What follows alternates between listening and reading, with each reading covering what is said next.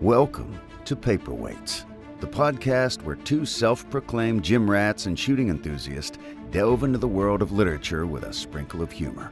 Although their biceps could crush a walnut, don't let that intimidate you. They also have a nerdy side. Mike and Brandon have a voracious appetite for reading, particularly in the fantasy genre, and they want to share their passion with you. So grab your protein shake and your favorite novel and join us for a humorous and insightful journey into the world of books with Paperweights. Welcome back to another episode of the Paperweights. I'm your host, Brandon. And Justin. And today we will be discussing, Robert Heinlein's Starship Troopers. We read it all in one go. I think our friend Dustin was talking about it, and so Justin was like, "Hey, let's read that." So, yeah, we were looking for a one-off book that I've never read, and I was like, I've been meaning to read it, so picked that one. And Dustin also likes it a lot, so yeah, it was an interesting read. Yeah, we'll get into it shortly. But first things first, we do have a sponsor, Mudcat Whiskers. They are a Louisiana small business that sells men's grooming products, mostly for the hair on your face. I personally use the wash and conditioner, balm, and the oils. If none of that works for you, he also has beard butters and cologne and shaving cream for those that keep it shaved and want to smell nice as well. And then if none of that is pertinent to you, then he does have candles usually that you can buy in the fragrances that he makes the beard care products for. So you can check him out at mudcatwhiskers.com and use code Paperweights and you will save yourself 15%. Everybody likes to save some money, especially as that saying goes, no matter what year it is in this economy. It's kind of a always true statement. True. Always will be, too. Yeah. All right. Well, I want to show off something. I just got this in, and it's pretty cool. So I started DMing the Cosmere RPG with our group. Had our first session last week, and it was fun. And I needed a new bag for all of the stuff to go. So I got this little handy satchel. It has the top section that has actually like a foam thing, which I'll show you for some miniatures. And in the bottom section, the books actually fit very nicely up and down. Almost like it was made for this kind of stuff. That is nice. Things first, the top has this little thing, and I already put all the small miniatures that I got from the Kickstarter campaign. This will make it easier for me to pack up too, because all of y'all rolled out before I was even packed up, which is funny because I'm usually the first one to roll out and everybody's standing around talking, but I guess everybody was just done. I guess so, yeah. And it gives you a good place to store them, so like, you don't have to pull them all out at once, or even if they're not even needed. Yeah. That's really nice. I opened the same compartment. All right. Now, the bottom, this is also cool because the Kickstarter came with cardboard tokens, too. And I was like, they're all still in the boards, and I was like, I don't know how to transport those. It seems odd to and hassling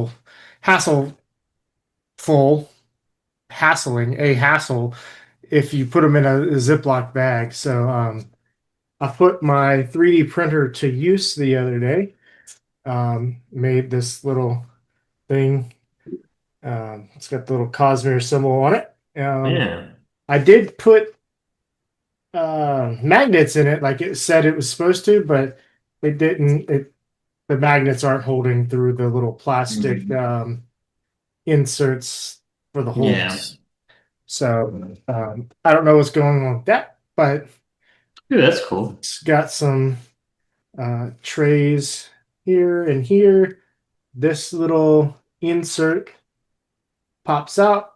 It's got the medium sized tokens in there. Hmm. And then on the bottom here, it's got the large sized Nice. tokens. And it even leaves a little extra space that you could fit a dice set or some extra a miniature or two. So and that actually fits nicely on top in the bottom compartment, which it actually has a few dividers that are Velcro that go to the side. So I can actually set my rule books, the campaign papers and stuff here. And then in that bottom section, I have dice and plot decks, item decks, and things like that. So, That's really nice. yeah, I think I paid $60 for it. A company called Vivor. And I was like, I Hmm. was looking at it because I ordered it from their website, and it's funny. It's almost like a Home Depot type company. Um, but it's name brand, like they sell all sorts of other stuff, but they make this bag, and they also make a larger backpack one, um, which was too big for me. This Yeah. one, this one seemed to work nicely for what I needed. Um, Maybe I'll get the backpack once the Mistborn stuff comes in and we start playing with world hoppers and things like that, and I need all the rule sets. Yeah, you can grow as you go. Don't have Yeah, to spend the money right now. yeah. So, but the larger backpack one was only like $20 more. Oh, that's Um, not bad at all. no. Um, but yeah, the company Vevor, Vevor. Um, we're not sponsored by them, but check them out. So far, I don't know the how it's going to hold up over constant use. I literally just got it in today and put the stuff in there. I like how it fits in there. It feels nice and sturdy. We'll see how it goes. Yeah. Yeah. Hopefully it'll stand up to the rigors of a campaign. Yes, yes, I'm excited to get into here, see what everybody's characters are going to be. Um, and hopefully I'll go design some things. I can 3D print Ooh. your little guys if you want. Um, Maybe Matt would would get to painting stuff. Um, Yeah, mate. You can always see. That'd be yeah, cool. put everybody to work, There you know? go. You got Oh, yeah, yeah. We have it. I have a 3D printer, obviously now. But I showed Chris because like the app for that 3D printer, the Bamboo mm, company. You can go search for models that people have uploaded. So like you don't have mm, to design all the models. And like a lot of them are out there for free. Now, some of them, if you're going to sell, like you have to get a commercial license for. makes Uh, sense. but for personal use, you can just go print the stuff as long as it's up there.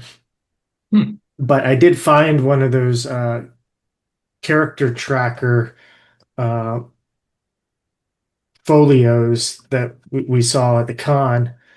And it's got like all the stats and skills with little spin rings for the Mm. values and Yeah. everything. So it'll take, I think, 11 plates of printing. So like I have to clear the plate off, select plate one, print that, clear Mm. the plate off because it'll use the whole plate. But it'll take 11 plates for the one I found in like 59 hours of printing Oh, wow.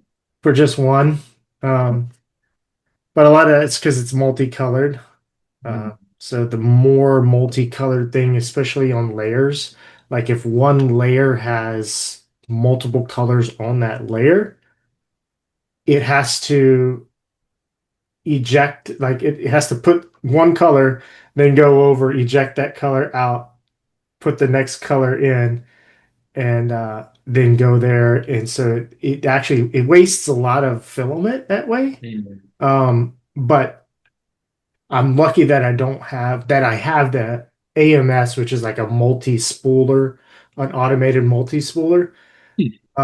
So it holds four different spools of filament, and it feeds it in and it connects to the thing. And so you tell it when you're printing, like, all right, for color one, this is the spool that I used. For color two, this is the spool. And so it automatically changes that out. If you didn't have that, it would stop and you'd You have have to to go go change it. manually do it. Yeah, it sounds like a pain. Yeah, especially if it's like multiple colors in a single layer. It wouldn't be True. as bad if it was like five layers of one color and then five layers of another color and that was it. Um, you just have to change it out once. So, but yeah, lots of cool stuff. So if we ever want to, whoever is DMing, if we ever want to find something to 3D print or you need and you can find it, we can. Yeah, it's a crazy resource that it's kind of insane to think that it exists. It's one of Yes. those. It's kind of like AI now. You're just like, what? How does this exist? Yeah. I mean, 10 years ago, it would be like, oh, I guess AI was starting to be around 10 years ago. 3D printers were, but they were prohibitively expensive. Yeah, and then you're also like, will this actually ever, commercially work, or will it just be a weird, like, folding screens and shit like that they have on some tech demos and shit. It's Yeah. crazy. Yeah. All right. Well, that is the off-topic stuff. So a Yeah. little glimpse into our nerdy lives and interests outside of books. But they Yeah. kind of most people that are into reading sci-fi fantasy books are at least open to role-playing games and tabletop Hmm. and that kind of stuff. They don't always go hand in hand, or vice versa. A lot of people were into gaming that aren't into reading. Yeah. So The Venn diagram is pretty in between. It's not 100%, but it's definitely there. yeah, yeah. Probably 75% of the people that like one like the other. Yes. So, Okay. all right, Yeah.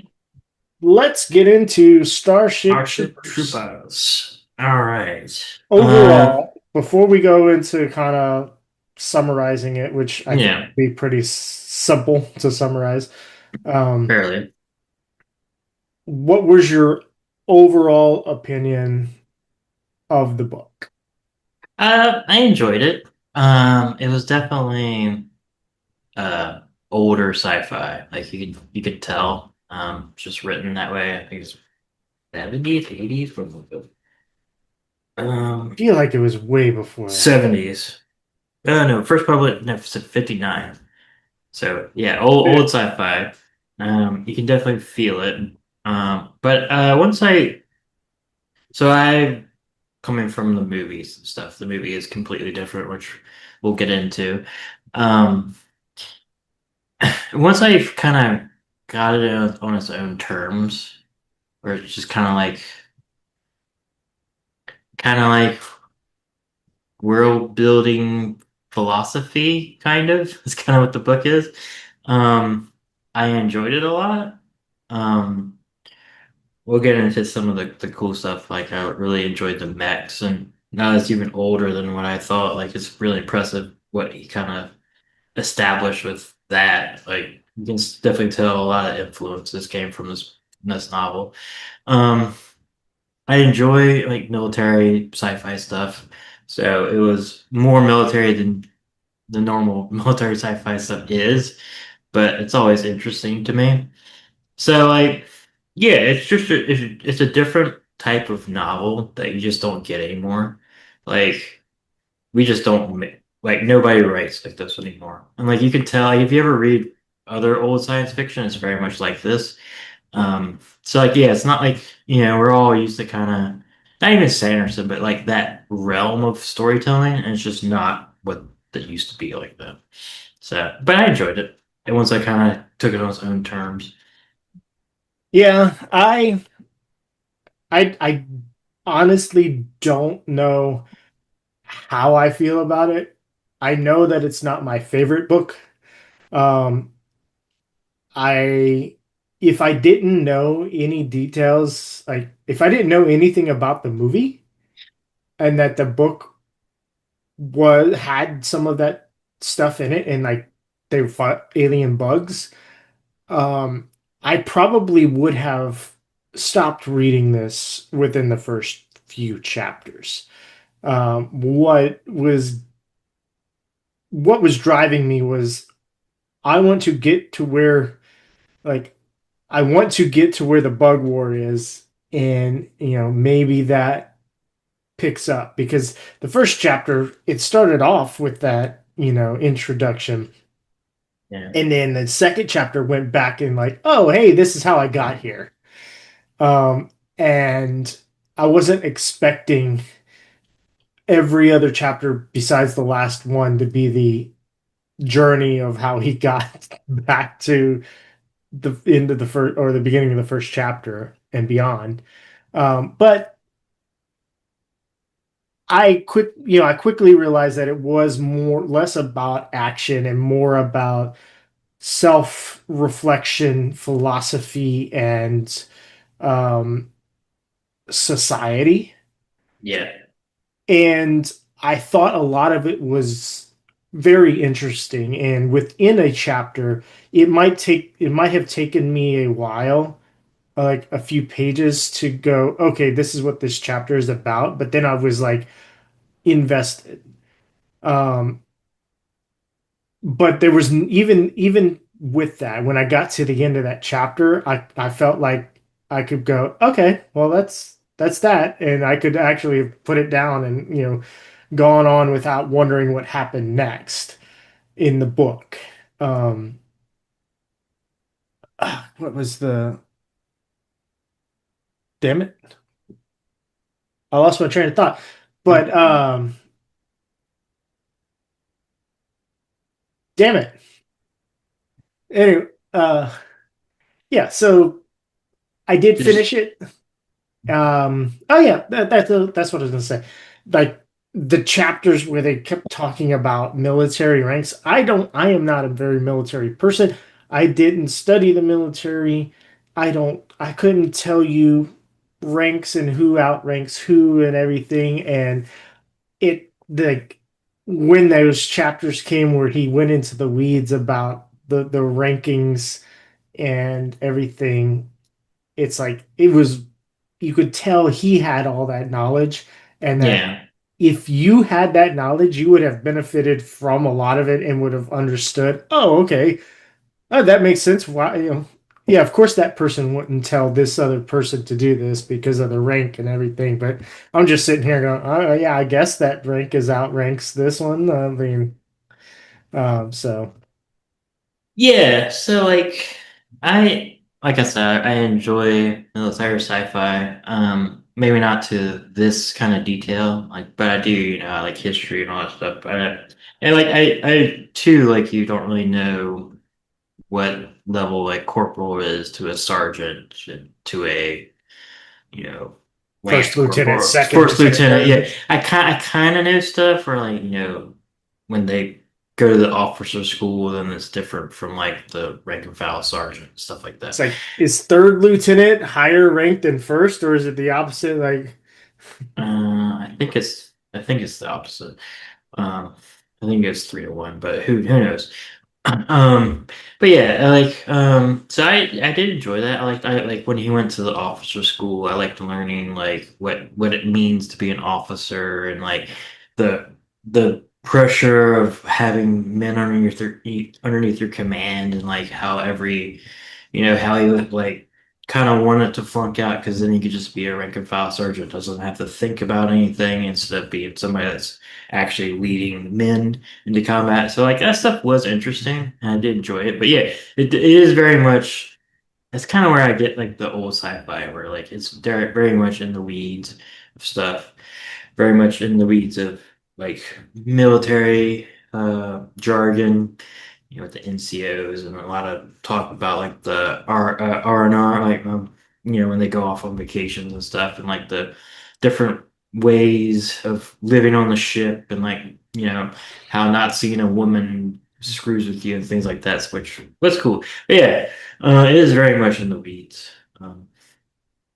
But it didn't, for me, since it was only 200 pages, it never really overstood its welcome once I kind of realized what it was going to be about. Because, like, it's like you, I didn't expect for like three-fourths of the book to be about kind of basically basic training. It's very much kind of like Full Metal Panic or Full Metal Jacket. Jacket. Yeah. Yeah, Full Metal Jacket, where it's like half the movie's basic training, and then he graduates basic training and goes to officer training. So like basically, probably the majority of the novel is him just kind of going through the ranks of the military and like occasionally fighting. Most of it off screen, and the book just kind of ends. Um, but yeah, no, I, I, like I probably wouldn't reread the book, but I'm glad I read it. I think See, that's. I would probably give it another chance down the road. Um, I don't think my, I don't think I was in the right headspace for uh, conceptualizing or Mm. compartmentalizing it. So, um, but yeah, I'd give it another go in the Yeah, future down the line. I'd maybe put on like an audiobook to like have background noise or something, because I think it'd be a good audiobook. Maybe Yeah, like washing dishes. I read the first half of this book just reading it. Um, the second half, I was like, I need to finish this. So I actually went and bought the Kindle, or not the Kindle, Mm, the Audible, which was like $3 or $4. And I did the immersive thing where I read it while listening to it. And yeah. once I did that, it started going faster for me. Um, but Yeah, because I'll definitely agree. Like, our friend Dustin was like, "Yeah, it's only a couple hundred pages, but it's a dense couple hundred yeah, pages." yeah, it did not go fast. Like, Yeah, it's not like a, 'cause that's where I go with it being old sci-fi, and like, older novels. You just have to read them more carefully and more. There's different. Where I sometimes talk about Sanderson, it's just kind of like beams into your brain because it's so easy to read. You just have to be more mindful, and they like go into the weeds of like philosophy and what a citizen is and all this other shit that you actually have to like pay attention to and really read, instead of just kind of plot points that kind of more newer books do. They still have a little bit of philosophy, but it's not as like, here's my section of philosophy. So yeah, I don't know. But yeah, it was definitely. I was like, okay, I'll finish this in a couple of days. I was like, no, it's gonna take like a week or a half or something for me to finish this. yeah, that's why I was like, I felt pressure because you're like, yeah, I'm gonna finish it. I'm like, how the fuck are you gonna finish? I was like, all right. Well, I thought you were already done, so I'm like, I need to finish this. So I was like, I'll be ready by Tuesday. I did finish. I finished it last week, but Mm. um, all right. Let's if you want to go through a brief summary. Yeah, I'll do a brief summary and kind of talk about the themes and stuff, because that's what mainly the book is. And then I'll probably do towards the end, do like kind of a movie comparison. Hmm. Because I watched the movie a bunch. It was very formative in my youth. It's a very good movie, but it's completely different. Um, so yeah, basically it's about Johnny Rico, uh, a citizen of Earth, and it's kind of his journey to become a citizen of the Federation. I think that's what it's called. But but by doing so, he joins the mobile infantry. There's a lot of talk about like what branch he could go into, and like why should he serve, and all this, a lot of service stuff. Um, and he whittles all the options down to mobile infantry. He could be a freaking crazy thing that never shows up. I was kind of sad, of a neo dog handler. I was like, this thing's not crazy. And then they all just start blowing each other up when they fight the bugs. I was like, this is wild. They're not in the movie. It's just sad. Yeah, so he's not a neo dog handling guy. Uh, he goes into the mobile infantry. So then a lot of it, the next part is him uh, just becoming a soldier, doing all the training.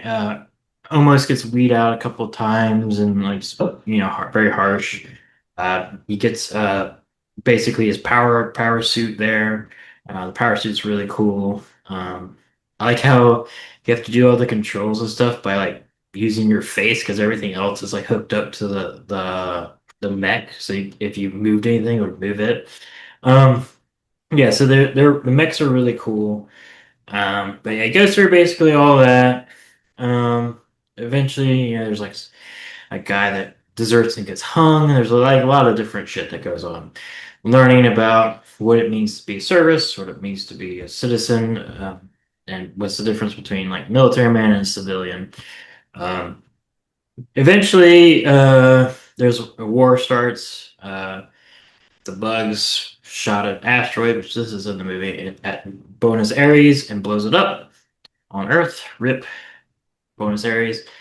Does not have the quote that's in the movie. I'm from Buenos Aires, and I say kill them all. But that's in the movie. You get to watch that. And that randomly kills his mom. Rip mom. Uh, he then goes. There's some cool, very brief kind of war battle scenes. He then uh, His kind dad of shows up, his, huh? his dad shows up. Yeah, his dad decides to serve. He then basically goes to I was kind of officer training. disappointed that his dad didn't show back up. He shows up at the end, very last chapter. He shows up. He says like sergeant. Oh, I guess I skipped over it. Yeah, I but was hoping for him to come in like a big way, like return or no, yeah, no. His dad eventually joins the mobile infantry. And there's a lot of talk about like the war and how it's going, but also like how you're insulated and don't know how the war is going. Eventually, he decides because when you join up to your service, you only have to do 2 years of like kind of active duty or whatever, and then you basically become a citizen. When you become a citizen, you can vote, but interestingly enough, you can't vote while you're in active duty, which is kind of cool and very interesting. But yeah, he decides that he's gonna instead of going off, he's gonna turn career. So he joins the officer training school, basically. Does a bunch of shit there, and then the very end, there's like a operation on Planet P to uh, capture a brain bug, so they can like negotiate release of some prisoners. That's basically what happens. They end up winning that battle, uh, but people die and shit, and then the war continues, and then he meets his dad up, and that's the end of it. Basically, he's now a veteran captain or commander or whatever, and yeah, so war continues. That's kind of it. yeah. Not really a big resolution for the fight, but I guess that it's journey before destination. Yeah, it is. Yeah, because it's not really once you get your head around that, it's not really about like the war or anything like that. It's more just like a not really even character, just like a study of like I guess military service almost. Because like the war doesn't even really matter. He's kind of just like, yeah, the politicians tell us where to go, and we go and blow stuff up and we leave. Like it doesn't really matter. Like, and it was like the war is going bad, but we're kind of doing our own thing. So like it's very interesting that way. Yeah, I feel like it's. I mean, so he wrote this probably in the mid 50s at least, if not earlier. Yeah.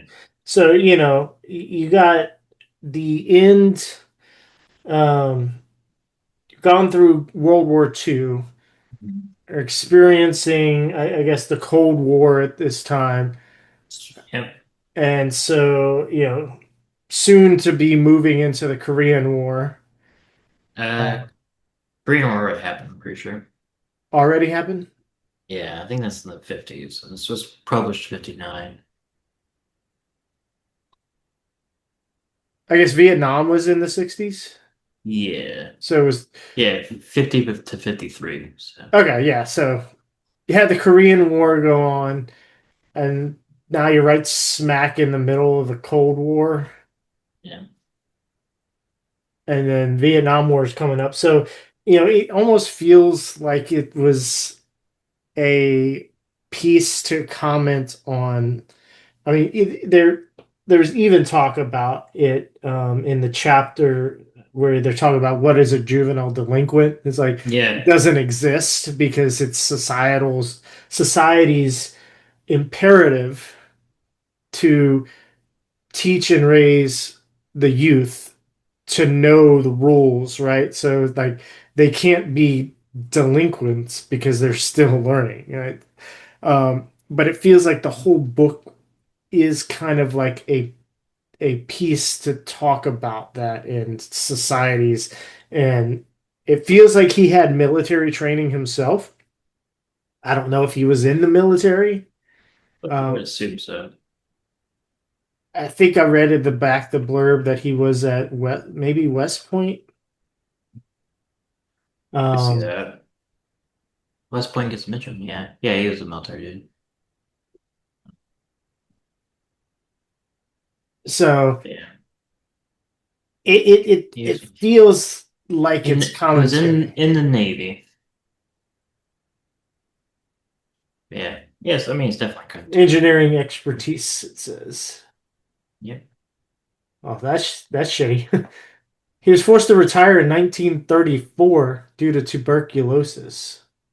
Mm. So, um, yeah, I no, I liked that connection in the talk of philosophy. Um, but I don't know. There was just several things that stood out to me about certain topics where they would talk about, and it was all sorts of different topics. Um, Yeah. and like the idea that, being given something, like, if your parents give you a car, like you'll appreciate it and it's yours, but there's a different feeling if you spend your own money on a car. Yeah. It feels different, right? Um, Earning something rather than somebody giving it to you, which there's nothing wrong with somebody giving you something and you accepting it and having it. Um, but there's just a totally different feeling about those things and respect for them. yeah. Yeah, it's interesting because like it's kind of like their philosophy that so like that's the reason why you have to serve to get citizen. Like everybody's like a civilian, but not everybody's a citizen. And the citizens have to go through a special thing, like you said, in order to get the right to vote. And it kind of like they have to kind of opt in and like sacrifice some things in order to get that, that that ability. Kind of reminds me a little bit of like the Romans and things that had like they had to be landowners and have like stakes in the thing to be able to vote. Um, and of course that changed over time and stuff. But so it is an interesting, you know, uh idea because we live in America where everybody has the right to vote for pretty much for the most part.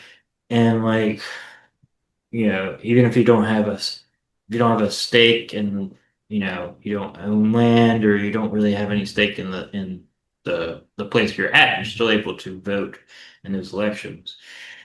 And I'm not saying each one is better or worse, but it's an interesting kind of philosophical thought to think about. Like, should people, have to have some sort of stake in the game to be able to vote or not, or have to have a say in this democracy? So yeah, I mean, it seems like he believes yes, but I mean, we do see it not in our government, but with publicly traded companies, it's funny, like I own like probably like two shares of stock in Disney World, in Mm. Disney, not Disney World, but in Disney. And yeah, I get letters often that say, hey, there's a board of directors meeting or whatever, and they're voting on new board members, and here's a list of people, and I have a vote. Yeah. I don't know anything about these people. Um, but I do have a vote. I could potentially also reach out and have, somebody proxy vote for me, Mhm. and just be like, hey, yeah, whoever you think. But I mean, I don't know that person that would proxy vote for me either. So it exists in our society, just not in our government. True. Yeah. That's a good point. Yeah, so there was a lot of interesting things like the juvenile delinquents thing that they were talking about it was basically how um like the carrot or stick, or you want to be like harsh on people or kind of let them go. And it seemed, and like he was like, yeah, back and yeah, I like how it always X's out the date, so it's always timeless.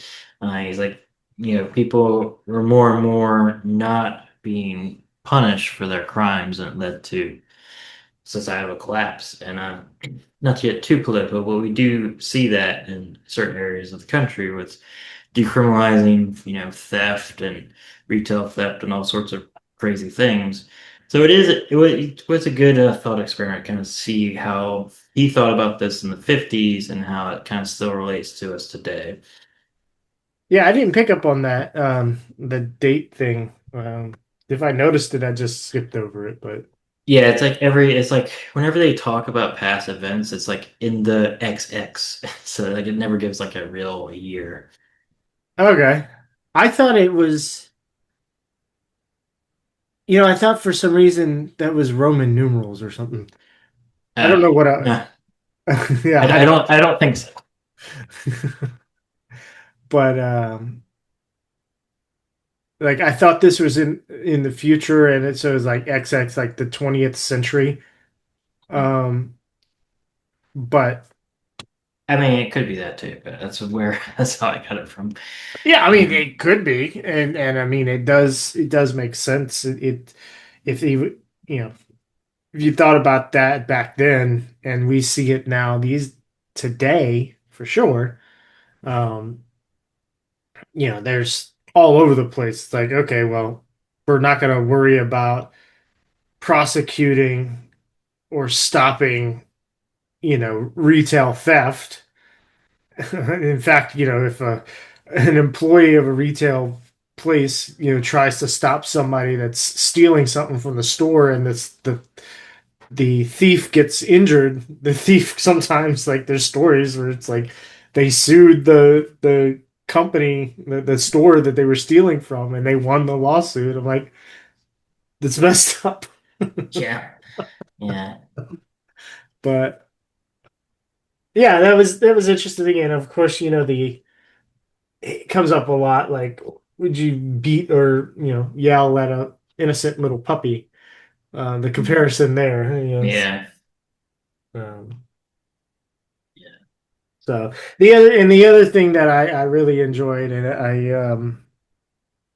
in the earlier part of the book before the Bug War, uh, I liked the section where Johnny went off in R&R, with his buddies in Seattle. I think they went out into Seattle, yeah, and like before that, he was like, you know, it happens with me, like with jujitsu or other things, but in his mind, he's like, I haven't changed at all. But then, he gets followed out of the bar by some people, and then just easily his awareness and his military training was able to,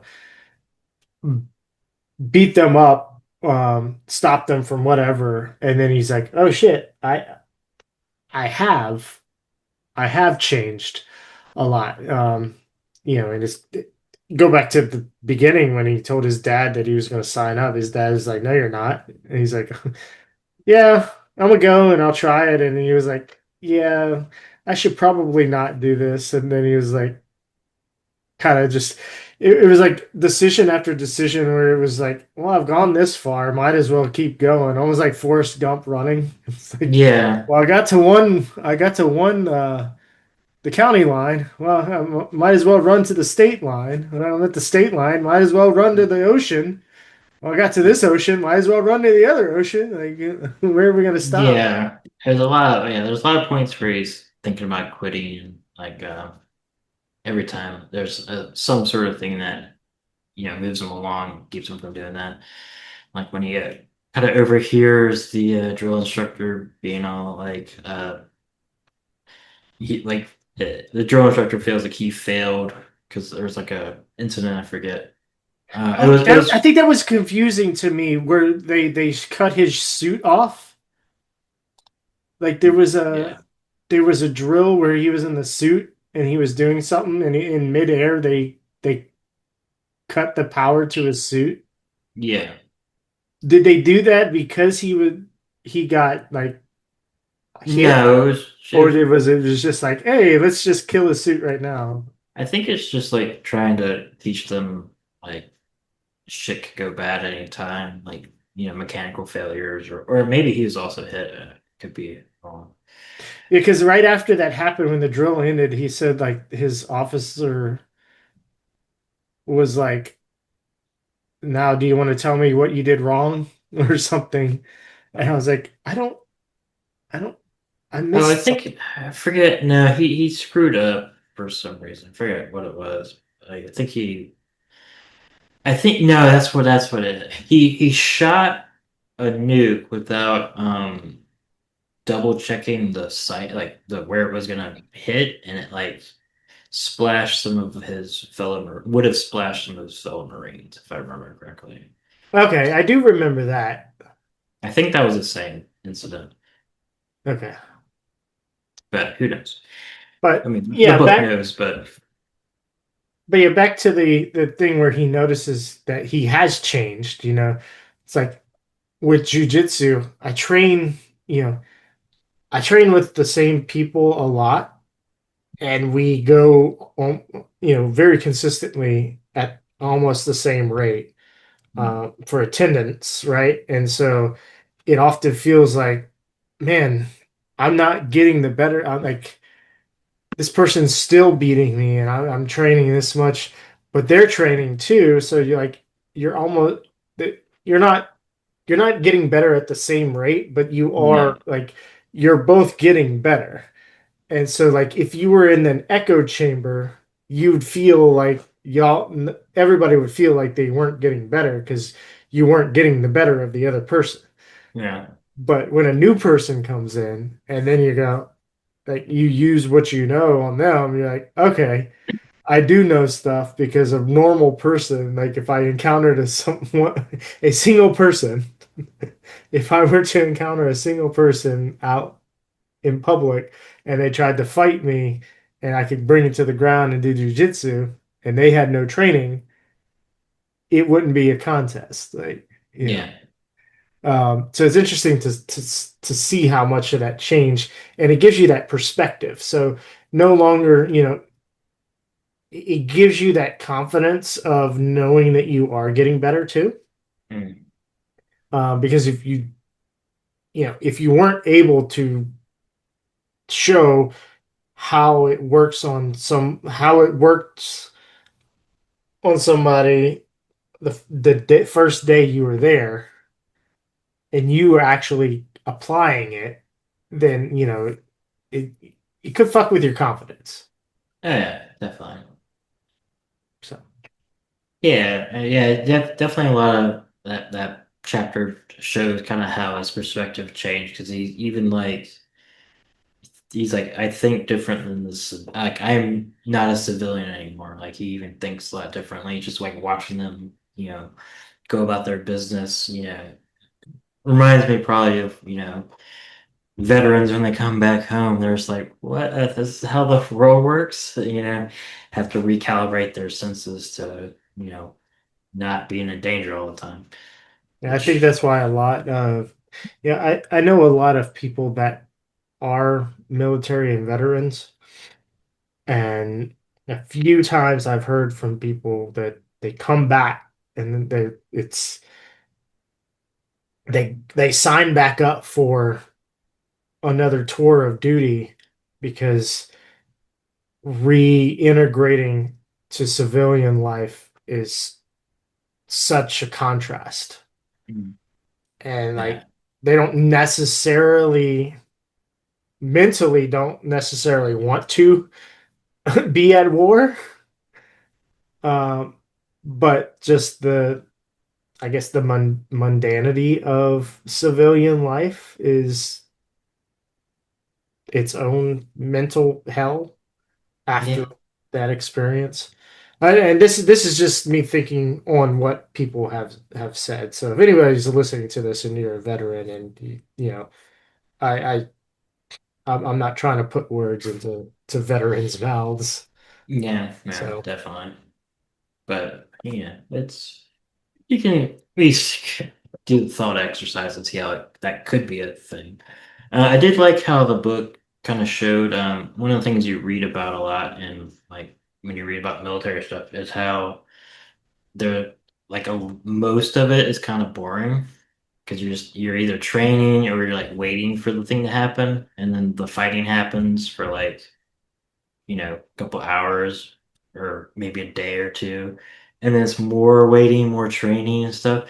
So there was a lot of this part of the book that I kind of appreciated showing that, like him just like constantly training and being like, yeah, we kind of drop on the planet and like do our thing for a couple hours and we just kind of sit around and train for like months on end. So that was a fun perspective to kind of dive into as well having not done any military service, obviously. yeah.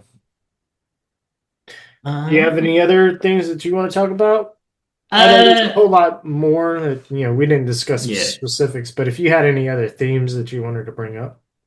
not themes. I guess talking a little bit more about the power armor. It's just really cool, and it really, I think, was very influential.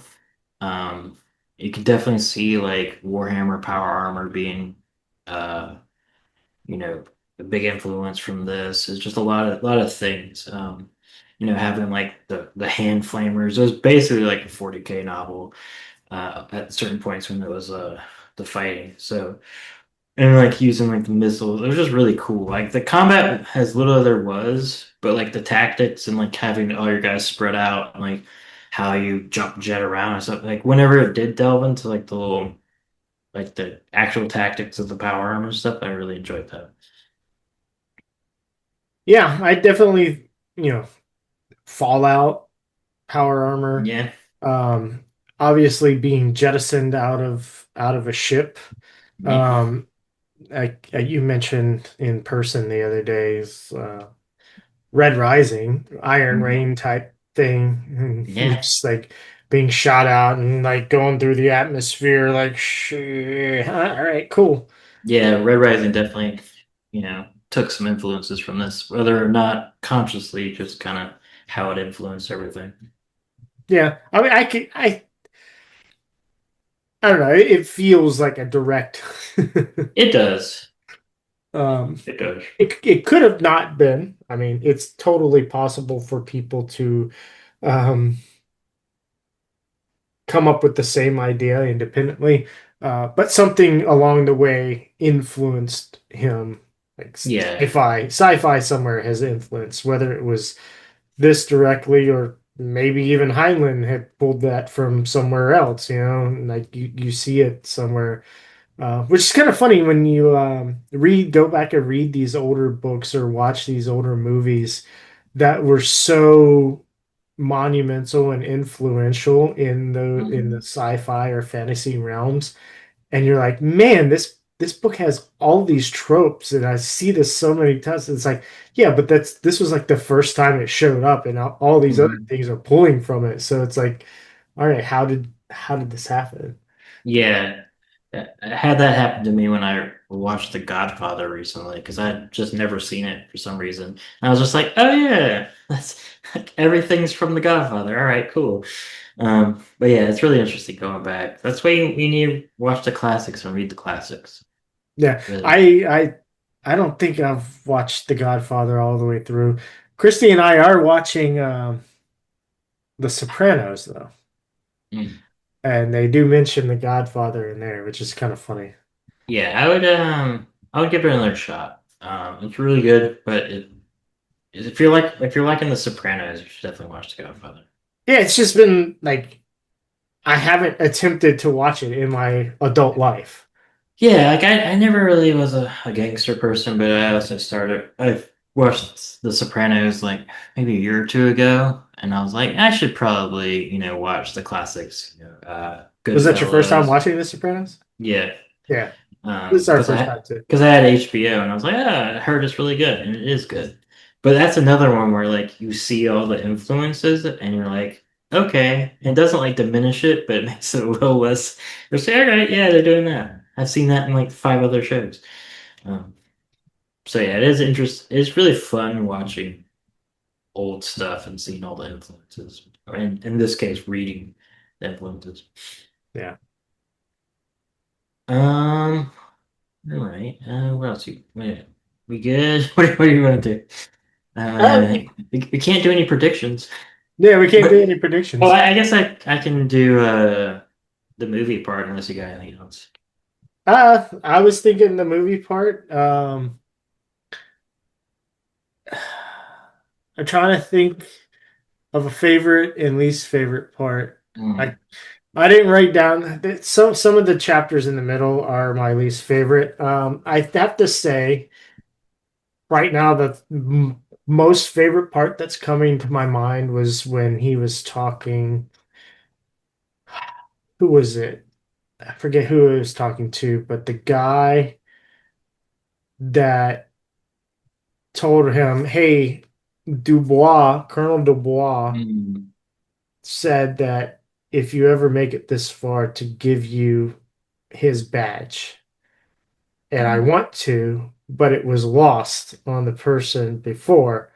And so you have the option of either creating your own, having a brand new one, and making it your own thing and passing it down, or you could have this one. And he's like, this one belonged to this person that died before, like everybody that's had it. I think he said the last few people that have had it have died, so you want to break the curse on it. And he's Yeah, like, oh, sure. He goes, oh, by the way, that was mine. yeah, that's So cool. it was kind of a honorable thing. Like that scene stands out to me. I don't, Yeah, you don't have to understand like the rank system to understand that that's an honorable and cool thing to do. yeah, definitely. Um, It'd be like in jujitsu if when I get my black belt, you know, if Josh was like, "Hey, would you like to take my black belt and use that as yours?" yeah, cool. It would just be like, Yeah, or like when like in movies and stuff when like the apprentice like graduates and the master gives him like his sword and stuff like that. Yeah, it's always really cool. Yeah, I enjoyed that part too. Yeah, I would say my favorite parts were all the stuff with the mechs. Just I'm a mech guy at heart. It's fun. I did like a lot of the philosophy. It's not something you get to think about. At least I don't that often. So when you get to like get these philosophical questions, it is fun to kind of give it that thought exercise. Um, I would say my least favorite part. I think it was the officer training stuff. Just it wasn't bad. It was just like we just went through training and it's like, all right, we're doing some more stuff. And now here's like 2 chapters more of training, and like the training was interesting and cool. Just kind of like, oh, okay, all right, we're not actually going to do anything really about the war. We're just going to go training. So yeah, but like I don't think this book is obviously the book is not bloated. It's only 200 pages, and so like I don't think anything's like out of place or particularly bad. Maybe just when you're expecting something a little different. It's like, oh, okay, we're going back to training. All right, fine. Yeah. But yeah. And then if you want to talk about the movie, Yeah, you can talk about the movie. I haven't seen it. I've seen you need to the watch the shower movie. scene. I guess it's what Denise Richards it was supposed to be. Is that who was Uh, in the shower, or is it somebody else? no, somebody else, but Okay. Denise Richards is in the movie. She's Carmen. Yeah, They have a much bigger role. So yeah, one she's like a the hot chick back in the day. I don't even know what she's up to. Denise Richards, yes, yes, Huh? she's Denise Richards is very famously pretty. Um, but yeah, so one thing that's different is that the military is uh, co-ed, is that all the sexes mingle. They don't have the mechs, which is sad. Uh, but it's way more like a political satire. Like it has like these like sections where like it's a very satirical. Um, Carl, his friend that dies off screen in the book, he's played by Neil Patrick Harris, and he ends up joining like the intelligence bureau, and like he's one of the ones that like does shit with the brain bug. Um, yeah, so no mechs. They're all just actually infantry with guns.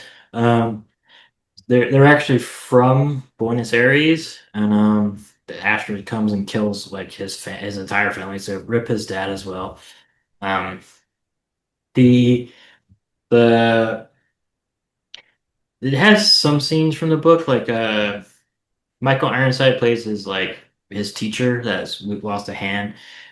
He ends up becoming his squad leader in the movie later on. They have the lieutenant that was really cool and that gets killed in the book. You know what I'm talking about? They're like, oh, we're devastated that our lieutenant died because he looked out for everybody. It's like Rat Jack or something like that.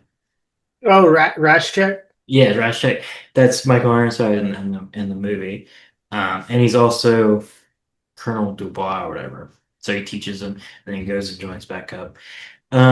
It's pretty cool. Yeah. So there's kind of like a love He triangle. plays both characters He plays in both the movie. characters. Yeah, they're the same character.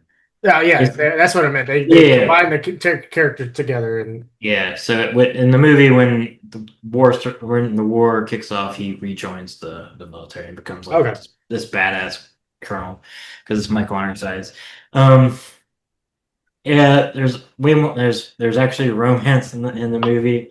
So it's kind of a love triangle between uh, Carmen and Diz, which I found funny that the person that dies in the first chapter of the novel, like Diz Flores or whatever, they they gender swapped him and made him her a love interest for Johnny Rico.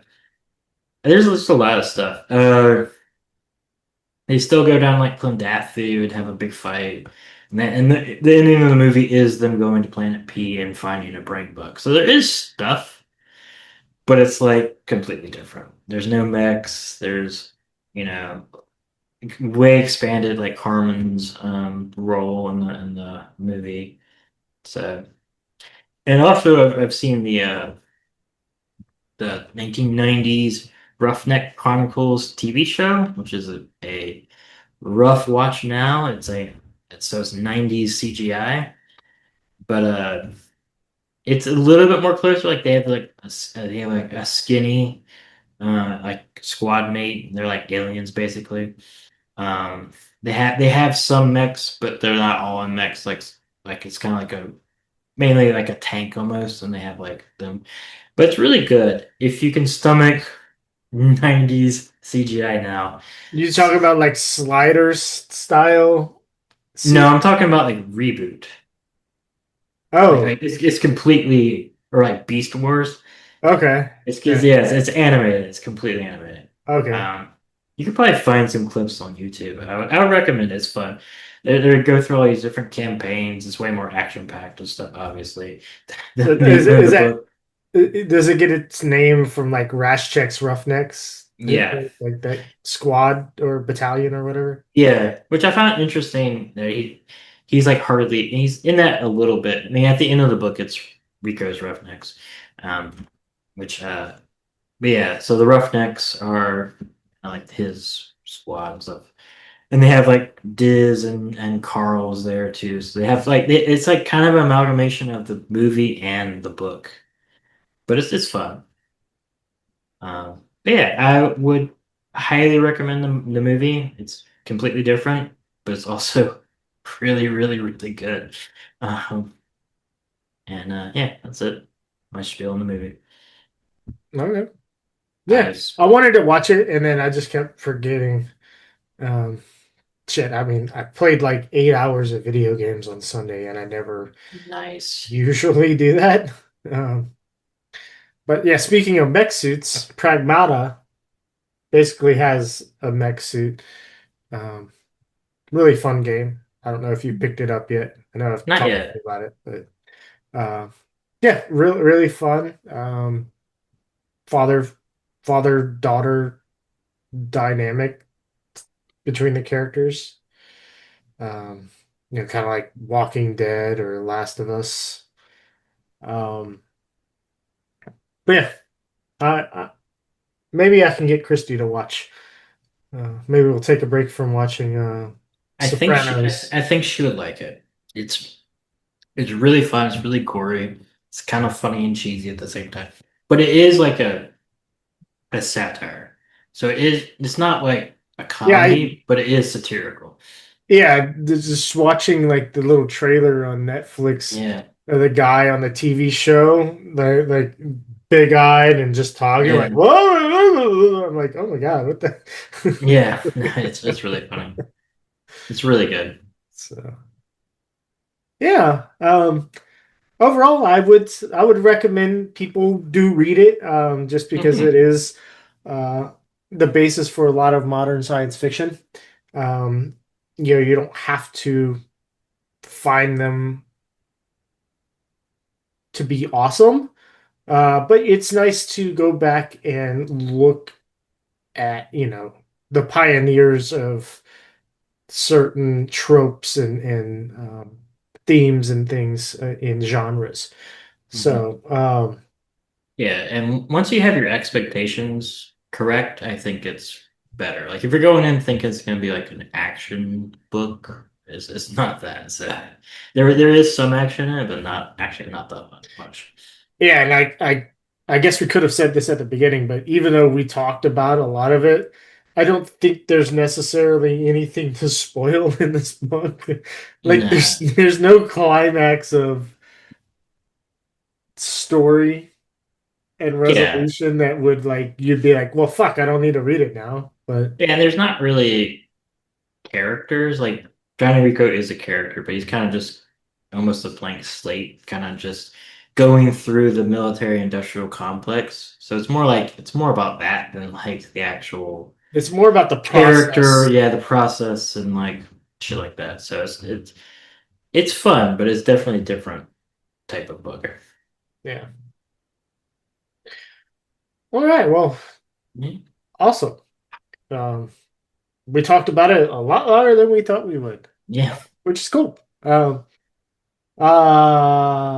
right. So what we're gonna be doing is we're gonna go back to the Licanius, third book of the Licanius trilogy. We're gonna finish that up. So our next episode, we're gonna be reading up to and including chapter 12 of book 3, which is the light of all things, the light of all that falls. Um, yeah, so we're going to read up to and including chapter 12. This will be another four-part um, book for the podcast. So hope you all join us on that. And I'm excited to get back to it. like I think this break from it was good, but now I'm like, ooh, I kind of want to figure out how it ends and see what happens. Yeah, I've heard that it is emotional. So let's see what happens. All right, let's see if we get to cry on the podcast live. Yeah, I know. I've there's plenty of people I could invite on the podcast that would probably cry. Um, so if you made it this far, thank you. Hell, if you've made it this far and you've been with me since the beginning of this podcast inception, thank you.